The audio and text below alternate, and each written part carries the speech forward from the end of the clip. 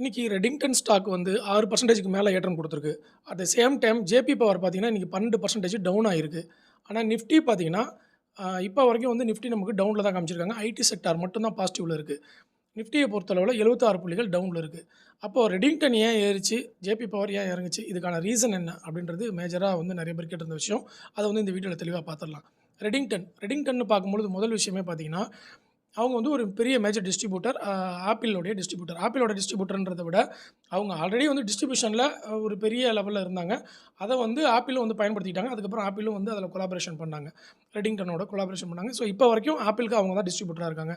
ஆப்பிள்ல நீங்க ஐஃபோன் வாங்கினாலும் சரி, ஐபேட் வாங்கினாலும் சரி, எந்த ப்ராடக்ட் வாங்கினாலும் அவங்களோடது தான் வந்து இருக்கும். ஓகே. இதில ஆ இப்போ வந்து அந்த ஸ்டாக்ல என்ன நடந்திருக்கு அப்படின்னு பார்த்தீங்கன்னா, டெக்னிக்கலி அந்த ஸ்டாக் வந்து ஒரு நான் நான் சொல்றது என்னோட டெக்னிக்கல் படி நான் வந்து நேரோ ரேஞ்சா இருக்கான்னு பார்ப்பேன். இந்த மாதம் ரெடிங்டன் வந்து நேரோ ரேஞ்சில இருக்கு. ஸோ ஃபர்ஸ்ட்டு டேவே ரெசிஸ்டன்ஸ பிரேக் அவுட் பண்ணிடுச்சு. ஓகே. அது மட்டும் இல்லாம ஃபண்டமெண்டல் டேட்டா அப்படின்னு பார்த்தீங்கன்னா, ஸ்ட்ராங் ஏர்னிங்ஸ் மொமெண்டம் வந்து அந்த ஸ்டாக்ல காமிச்சிருந்தாங்க. 2வது அட்ராக்டிவ் வேல்யூவேஷன் இருக்கு. ஒரு நல்ல வேல்யூவேஷன் இருக்கு அந்த ஸ்டாக்குக்கு. இன்னும் ஒரு ரூ. 100 ரூ. 110 ஏறும் அப்படின்ற மாரி ஒரு எக்ஸ்பெக்டேஷன் வச்சிருக்காங்க மார்க்கெட்ல. ஸோ அந்த டயத்தில நேரோ ரேஞ்ச் டெக்னிக்கலா ஒரு என்ட்ரி வரும்பொழுது நல்ல ஒரு ஏற்றத்த வந்து அந்த ஸ்டாக் குடுக்குறதுல ஒண்ணும் பெரிய விஷயம் இல்ல. அதே மாரி ஆப்பரேஷனல் எக்ஸ்பான்ஷன் இத வந்து ரெடிங்டன் ஆல்ரெடி இன்ஃபர்மேஷன் குடுத்துட்டாங்க.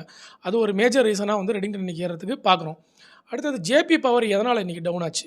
ஜேபி பவர் ஒண்ணும் இல்லங்க. கடந்த வாரத்தில பார்த்தீங்கன்னா, 28% வரைக்கும் அந்த ஸ்டாக் வந்து ஏற்றம் குடுத்தது. நம்பர் 1 28% ஏற்றம் குடுக்கிறதுக்கு காரணம் வந்து அதானி குரூப் வந்து அவங்கள அக்வயர் பண்றாங்க அப்படின்றது தான் ஃபர்ஸ்ட் ரீசனா இருந்துச்சு. அதுல அந்த 28%த்துல ப்ராஃபிட் புக்கிங்னு ஒண்ணு நடக்கும்ல. அந்த ப்ராஃபிட் புக்கிங் தான் இன்னைக்கு வந்து 12% கிட்ட அந்த ஸ்டாக் வந்து இறக்கி விட்டுருக்கு. அதுக்கு சப்போர்ட்டிவா இருந்த டேட்டா பார்த்தீங்கன்னா, ஜேபி அசோசியேட்ஸ் உடைய ஸ்டேக்ஸையும் வந்து அதானிக்கு குடுக்குறாங்க. அப்படி பார்க்கும்பொழுது பிளட்ஜ் பண்ணியிருக்கிற ஷேர்ஸ் எல்லாம் திருப்பியும் மார்க்கெட்டுக்குள்ள வரும் அப்படின்னு ஒரு நியூஸ் குடுத்துருக்காங்க. ஆனா அந்த நியூஸ் வந்து அதிகாரப்பூர்வமா ஜேபி பவர்ல வந்து எதுவுமே குடுக்கல. ஆனா அனலிஸ்ட்டா என்ன சொல்லியிருக்கிறாங்கன்னா சில பேரு, ஸோ இவங்களுடைய ஸ்டாக்ஸ் லாக்ல இருந்த ஸ்டாக்ஸ் எல்லாமே வெளிய வந்து திருப்பி சப்ளை அதிகமாகுது.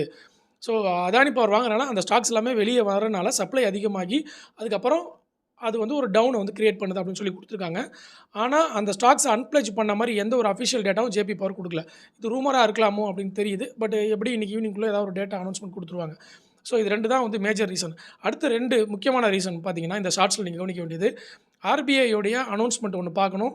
அடுத்தது யுஎஸ் இந்தியாவுடைய டாரிஃப் வந்து ஸ்டார்ட் பண்ணிட்டாங்க இன்னைக்கு. அது கண்டிப்பா மார்க்கெட்ல ஒரு பெரிய இம்பாக்ட் ஏற்படுத்தும்.